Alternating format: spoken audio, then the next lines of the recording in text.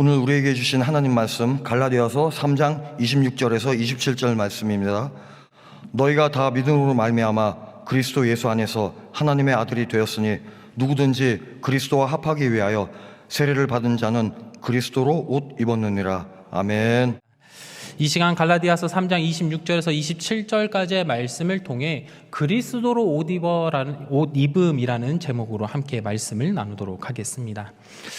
요즘은 잘 사용하지 않는 말인데요. 우리 성도님들 설빔이라는 단어를 기억하고 계신가요? 설빔이라는 말은요, 설날 새해를 맞아 새 옷, 새 모자, 새 신발을 신는 문화를 설빔이라고 이야기합니다. 제가 어릴 때만 하더라도 동네 사람들이요, 명절이 되면 새 옷을 입고 밖에 나와 서로 인사하던 기억이 있습니다. 사실 예전에는 옷이 귀하다 보니 새 옷은 집안에 큰 행사가 있을 때 꺼내 입는 특별한 의미가 있었습니다. 그래서 결혼식과 같은 큰 잔치가 열리면 가족들에게 새 옷을 사주기도 하고 명절이 되면 새 옷을 꺼내 입기도 했습니다. 우리 성도님들은 새 옷을 좋아하시나요? 예, 대답을 해주셔서 감사합니다. 네. 저 같은 경우에는 옷에 별로 관심이 없어서요, 1년에 많이 사봤자 한두 벌 정도 사곤 합니다. 그런데 제가 요즘 운동복에 관심이 생겨서요, 가끔 축구 유니폼을 한 벌씩 구매할 때가 있습니다. 새 유니폼을 하나 살 때마다요, 비록 운동은 하지 않아도 얼마나 기분이 좋고 설레는지 모릅니다. 아마 여기에 계신 성도님들도 새 옷을 산다고 하면 아마 싫어하실 분들은 거의 없으실 것입니다. 그래서 이 시간에는 제가 우리 성도님들에게 아주 특별한 옷을 하나 선물해 드리려고 합니다. 이 옷은요, 백화점에 있는 샤넬, 구찌, 루이비통보다 더 좋은 옷입니다. 박수 치시면 안 돼요. 네. 제가 여러분들에게 드리고자 하는 옷이 무엇이냐면요, 바로 그리스도라는 옷입니다. 이 옷은요, 세상 그 무엇과도 비견할 수 없는 좋은 옷입니다. 오늘 말씀을 통해서 그리스도라는 옷이 무엇인지 함께 나누고, 또한 이 옷을 입고 예수님께서 주시는 자유함과 사랑 안에 거하시는 모든 성도님들이 되시길 예수님의 이름으로 축원합니다. 우리가 세상을 살아가면서 나도 모르게 화를 낼 때가 있습니다. 혹시 나는 살면서 한 번도 화를 낸 적이 없어요 라고 말하시는 분들이 계신가요? 아마 이렇게 말씀하시는 분은 없으실 것입니다. 아무리 성품이 선한 사람이라도요, 자신도 모르게 화가 치밀어 오를 때가 한 번씩은 있습니다. 오늘 말씀을 보면 사도 바울의 상황이 이러합니다. 갈라디아서 3장 1절의 말씀을 보니 바울이 이렇게 이야기하는데요, 제가 읽겠습니다. 1절의 말씀. 어리석도다 갈라디아 사람들아, 예수 그리스도께서 십자가에 못 박히신 것이 너희 눈앞에 밝히 보이거늘 누가 너희를 꾀더냐. 오늘 본문인 3장의 첫 시작을 보면요, 바울이 이렇게 호통을 치며 시작합니다. 어리석도다 갈라디아 사람들아. 1절의 말씀을 보면요, 1절부터 바울의 분노와 답답함이 느껴집니다. 바울은 왜 이렇게 화를 내고 있을까요? 우리의 시선을 갈라디아 교회 안으로 옮겨보겠습니다. 사도 바울이 떠나고 난 뒤 갈라디아 교회 분위기가요, 매우 심상치가 않게 변하였습니다. 예전에는 이 갈라디아 교회 안에는 유대인이나 이방인이나 구분 없이 서로 사랑하고 부둥켜 안고 위로해주던 예배의 공동체, 사랑의 공동체였습니다. 그런데 지금은요, 예배당 안쪽에서 묘한 분위기가 흐르기 시작합니다. 이 분위기에 따라 두 부류의 사람들이 서로 나뉘어 있는데요, 한쪽의 사람들은 유대인 출신의 그리스도인이었고, 반대쪽의 사람들은 이제 막 예수님을 믿기 시작한 이방인 출신의 그리스도인들이 모여 있었습니다. 유대인 출신 그리스도인들은요, 어릴 때부터 율법을 목숨같이 지키던 사람입니다. 그렇게 이들의 머리에는 율법을 지켜야 하나님의 백성이 되는 것이고, 나중에 이 율법을 통해 우리는 구원받을 수 있다라고 믿었던 사람들입니다. 이제 유대인 출신 그리스도인들이요, 예수님을 믿게 되었으니 율법에 대한 생각을 바꿨어야 했습니다. 그런데 이 유대인 출신 사람들이요, 이제 막 예수님을 믿기 시작한 이방인 그리스도인들을 향해 이렇게 이야기를 합니다. 에이, 저 사람들 봐라. 할례도 받지 않았잖아. 어떻게 할례도 받지 않은 사람들이 이 교회 안에 들어올 수가 있느냐? 율법도 모르는데 어떻게 구원받고 하나님의 백성이라고 이야기할 수 있느냐? 이렇게 유대인 출신 그리스도인들은요, 이방인들을 향해 손가락질하고 위아래로 흘겨보기 시작한 것입니다. 이제 예수님을 믿기로 다짐하고 기쁨을 가지고 있었던 이 이방인 사람들이요, 유대인 출신 사람들이 옆에서 정죄하니 어깨가 움츠려들기 시작했습니다. 그리고 이렇게 생각하는 거죠. 아, 나는 예수님을 처음 믿기 때문에 율법을 하나도 몰라. 그러니 나는 구원받을 수가 없나 보다. 나는 할례를 받지 않았는데 이 예배당에 계속 와도 되는 건가? 라는 고민에 빠지게 된 것입니다. 이제 이들은 처음에 기쁨으로 교회에 왔다가 불안에 떨며 눈치를 보기 시작한 것입니다. 이런 상황이 지속되다 보니 이제 교회 안에는요, 은혜로 입게 된 자유의 옷들은 모두 다 사라져버리게 된 것입니다. 분명 예수님께서 십자가에 흘리신 피로 모든 율법의 올가미를 끊어주셨습니다. 그런데 유대인 그리스도인들은요, 스스로 율법이라는 족쇄를 차고 심지어 새 가족들에게도 그 족쇄를 강요하기 시작한 것입니다. 시간이 흘러 결국 갈라디아 성도들은 이미 십자가의 은혜로 완전한 자유를 얻었음에도 불구하고 그들은 전혀 입을 필요가 없는 율법이라는 옛 옷을 꺼내 입기 시작한 것입니다. 바울이 이 모습을 보니 얼마나 답답했을까요? 제가 전도사 시절에 제자 훈련을 수료한 친구들과 함께 놀이공원에 갔던 기억이 있습니다. 부서 사역으로 간 놀이공원이었기 때문에 아이들이 사용할 간식비를 받아서 가게 되었는데요. 이제 아이들에게 시간이 되어 간식 사줄 테니 먹고 싶은 것을 골라봐라 라고 이야기를 했습니다. 그런데 아이들이요, 그 이야기를 듣고 저한테 이렇게 이야기합니다. 전도사님 돈 없잖아요. 괜찮아요. 저희 안 먹어도 되니까요, 그냥 가셔도 돼요 라고 이야기를 합니다. 제가 아이들에게요, 나 가난하다 라고 얘기한 적이 없는데도 불구하고 아이들이 저의 지갑 사정을 고려해서 간식을 먹지 않겠다라고 이야기한 것입니다. 제가 깜짝 놀라서요, 이거 아니라고, 교회에서 너희들 사주는 거니 먹어도 된다라고 이야기를 했는데 아이들이 계속 손살이 쳐서 거부해서 당황했던 기억이 있습니다. 아이들이 왜 이렇게 이야기했나 제가 나중에 알아보니까요, 아이들의 부모님께서 저를 너무 사랑한 나머지 이렇게 얘기하셨습니다. 얘들아, 전도사님 힘드니까 뭐 사달라고 하면 안 돼? 이렇게 교육을 하시니까요, 아이들이 놀이공원에 가서 전도사님 어려우니 우리 얻어먹지 말자라고 이야기를 한 것입니다. 아이들이요, 제자 훈련을 수료하고 정당히 누려야 할 선물임에도 불구하고 누리지 못하고 주저하는 모습을 보니 참 당황했던 기억이 있습니다. 지금 갈라디아 교회 성도들의 모습이요, 이런 모습과 동일했습니다. 이미 하나님께서 은혜를 주셨고 하나님의 자녀라는 완전한 신분을 주셨습니다. 그런데 갈라디아 교회 성도들은요, 율법이라는 눈치를 보며 이미 주어진 선물들을 하나도 누리지 못하게 된 것입니다. 그리고는 대신 이렇게 생각합니다. 내가 오늘 율법을 지켰나? 할례를 받았나? 이런 규칙에 얽매여서 예수 그리스도의 십자가 은혜를 잊어버리게 되고 다시 두려움에 빠지게 된 것입니다. 그러니 바울은 화를 내며 이야기합니다. 1절의 말씀을 다 같이 함께 읽어보도록 하겠습니다. 1절의 말씀입니다. 시작.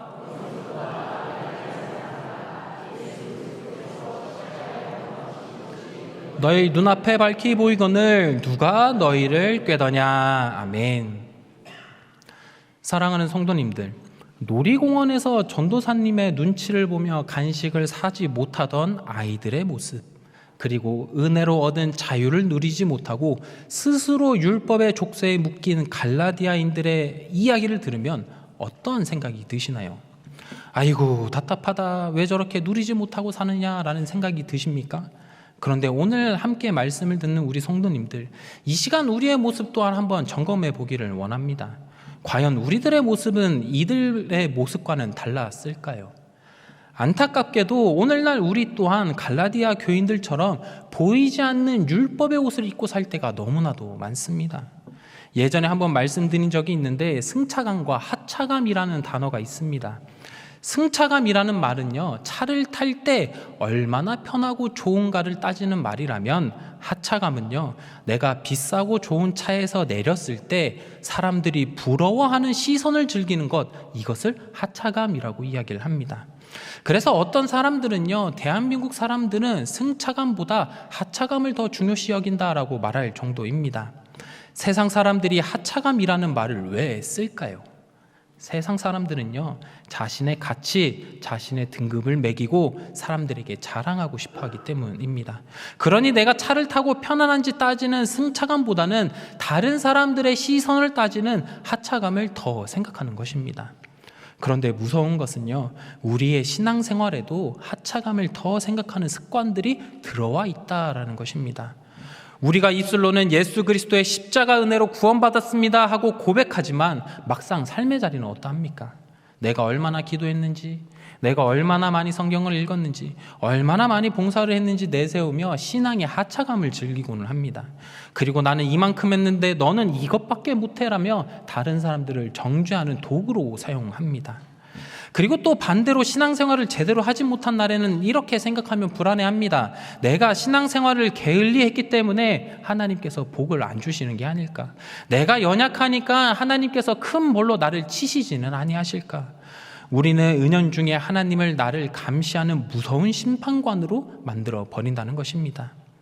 우리는 예수님의 십자가 은혜는 모두 잊어버린 채 나의 행동, 율법을 통해 나를 평가하며 율법주의라는 옷을 다시금 입고는 합니다. 요즘 제가 아이를 키우면서 느끼는 것이요, 저희 부모님께서 제가 뭐가 이쁘다고 이렇게 고생고생 저를 키우셨을까라는 생각이 들곤 합니다. 제가 부모님한테 대단히 좋은 선물을 드릴 수 있는 것도 아니고 그렇다고 커다란 유익을 드리지도 못하는데 왜 부모님이 저를 키웠을까요? 저를 키운 것, 우리 성도님들의 부모님이 성도님들을 키운 것은 그저 자녀이기 때문이지 않겠습니까? 자녀이기 때문에 사랑하고 돌보아 주는 것이죠. 이처럼 우리도 하나님의 자녀가 되었습니다. 하나님의 자녀된 우리들은 당연히 자녀됨을 누리고 살아야 하지만 우리는 스스로 율법의 족쇄에 들어가 버리곤 하는 것입니다. 이 와중에 더 안타까운 것은요, 하나님께서 우리에게 허락하여 주신 영광된 세례조차도 율법주의의 옷을 입혀버린다라는 것입니다. 사랑하는 성도님들, 우리 성도님들께서는 오늘 거행되는 이 세례식을 어떤 마음으로 바라보고 계신가요? 오늘날 많은 그리스도인들은요, 세례를 그저 교인이 되는 자격증 혹은 새가족 교육을 마치는 신앙생활의 졸업장처럼 가볍게 여기고는 합니다. 혹시 우리 성도님들은 성부, 성자, 성령, 삼위일체 하나님의 이름으로 세례받음으로 나의 옛 자아는 십자가에서 죽고 하나님의 사람으로 다시 태어나게 되는 이 위대한 감격을 잃어버리지는 않으셨습니까?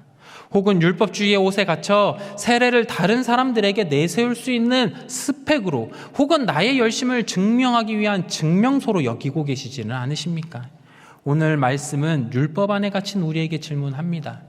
율법주의라는 옷을 입고 있는 우리들은 과연 어떻게 이 옷을 벗어버릴 수가 있을까요?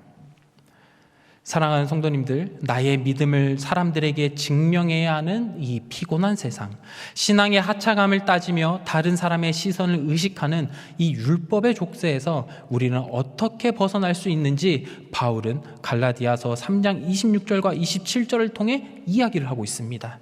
26절의 말씀 함께 읽어보도록 하겠습니다. 시작. 너희가 다 믿음으로 말미암아 아멘.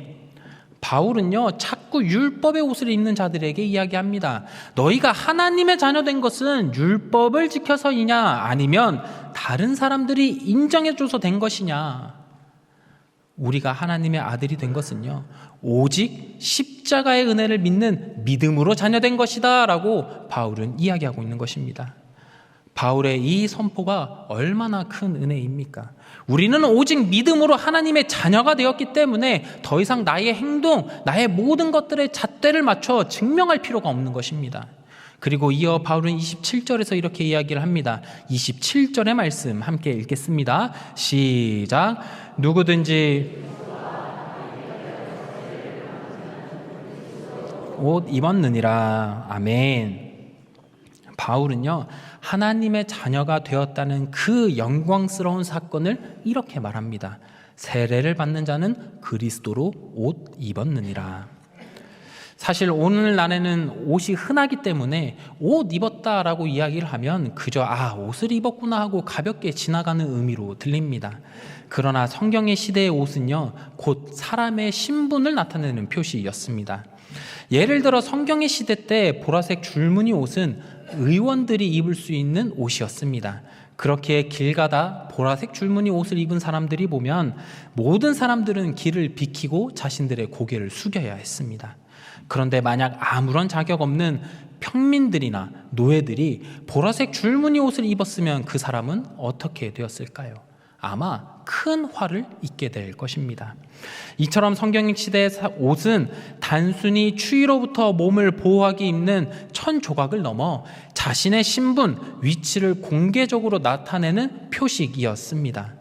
또 옷을 입다라는 단어의 원어를 살펴보면 엔듀오라는 단어가 사용되었는데요. 이 단어는 사람과 같이 쓰일 경우 언급된 사람의 특성을 취한다라는 뜻이 있습니다. 그러니까 그리스도로 옷 입는다는 것은요, 그리스도의 특성을 내가 취하여 그리스도의 자녀가 되었다라는 것을 나타내는 의미인 것입니다. 요즘 극장에서 최고의 화제가 되는 영화가 있습니다. 바로 왕가 사는 남자입니다. 기사를 보니 이 영화의 관객 수가 1,600만 명이 넘어갔다고 합니다. 우리나라 국민이 5천만이라고 치면 우리나라 사람들 중에 3명 중에 한 사람이 이 영화를 봤을 정도로 화제가 되고 있는 영화입니다. 저는 아직 이 영화를 못 봤기 때문에 내용을 찾아보니까요, 이 영화는 유배간 단종의 이야기를 각색해서 만든 영화였습니다. 이 단종 역에는 박지훈이라는 배우가 연기를 했는데요. 우리가 평소에 이 박지훈이라는 배우를 보면서 저분은 고귀한 왕족의 혈통을 가지신 분이다라고 생각합니까? 그렇게 생각하지 않습니다. 평소에 그 배우를 보면서 배우구나, 그냥 평범한 청년이구나 라고 생각을 합니다.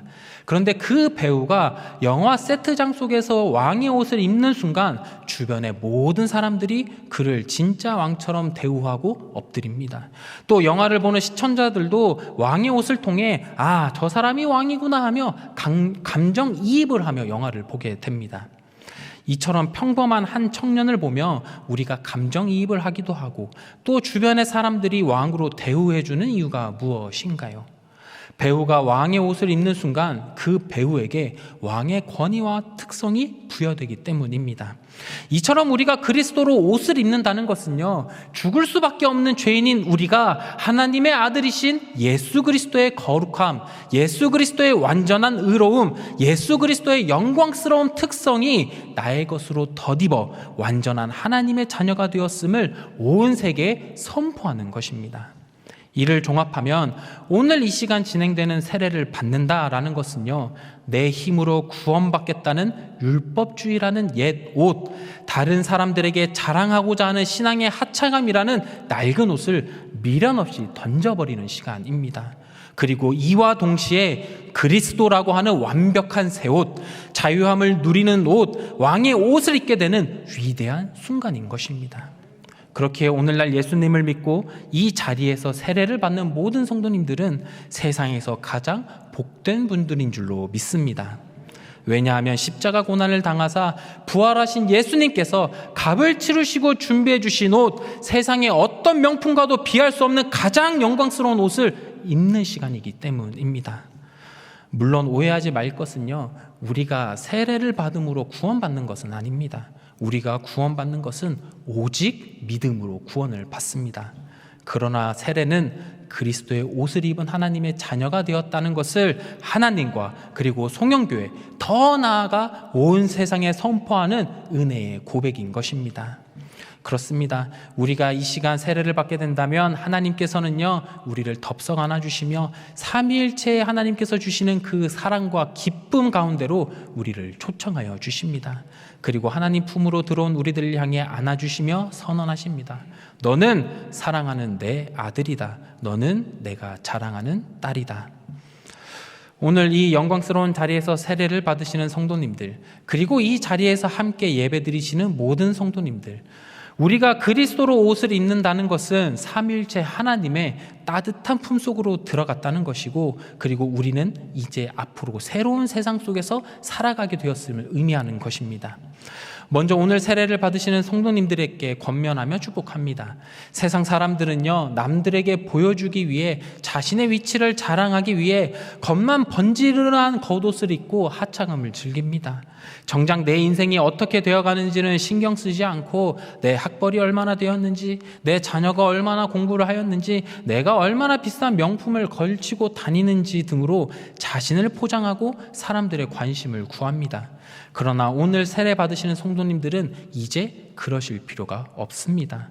세상 사람들이 부러워하는 그 어떤 명품보다도 비교할 수도 없고 영광스러운 옷, 바로 예수 그리스도라는 왕의 옷을 입으셨기 때문입니다. 하나님께서도 우리가 자녀됨을 인정해 주셨는데 세상 사람들의 그 시선과 평가에 목을 맬 이유가 무엇이 있겠습니까? 오늘부터 우리 성도님들은 당당한 하나님의 자녀입니다. 만약 우리 안에 연약함이나 부족함이 있더라도 하나님께서는 그 부분을 채워주실 줄로 믿습니다. 우리 성도님들이 덮고 있는 이 예수 그리스도라는 완전한 옷을 바라보시며 믿음의 발걸음을 계속 내딛는 우리 성도님들이 되시길 예수님의 이름으로 축원합니다. 그리고 이 시간 세례식을 지켜보시는 우리 성도님들은 우리의 삶을 다시 한 번 더 돌아보시길 소망합니다. 우리는 이미 예수님을 믿고 그리스도라는 새 옷을 입었습니다. 그런데 혹시 우리는 여전히 율법이라는 옷을 입고 있지는 않으십니까? 내가 교회에서 얼마나 헌신했는지를 따지며 신앙의 하차감을 즐기고 계시지는 않으십니까? 율법으로 기준을 세우고 내가 사랑해야 될 이웃을 정죄하고 있지는 않으십니까? 그리스도의 옷을 입은 사람은요, 예수님의 모습을 닮아가는 사람입니다. 예수님처럼 십자가의 사랑으로 서로 품어주고 약한 자들의 발을 씻겨주며 예수님처럼 낮은 자의 삶을 살아가는 것이 그리스도로 옷 입은 사람들의 모습인 것입니다. 그렇게 우리 사랑하는 성도님들이 계신 이 송영교회는 다른 사람을 판단하고 정죄하고 나의 급을 따져서는 안 됩니다. 내가 무슨 옷을 입고 있는지 세상의 잣대로 자랑해서도 안 됩니다. 우리 송영교회는 우리 모두가 그리스도라는 같은 옷을 입은 한 가족임을 고백함으로 서로 안아주고 공동체로서 사랑이 풍성히 넘쳐가는 우리 모두가 되기를 예수님의 이름으로 축원합니다. 이제 말씀을 맺겠습니다. 오늘 세례를 통해 그리스도로 옷 입는 성도님들, 그리고 이미 그 옷을 입고 살아가시는 송영교회 모든 성도님들, 우리가 입은 이 영광스러운 그리스도의 옷을 통해 삶의 모든 순간 능력이 되시고 기쁨이 되시고 참된 평안이 되시는 우리 모든 성도님들이 되시길 예수님의 이름으로 축원합니다. 기도하겠습니다.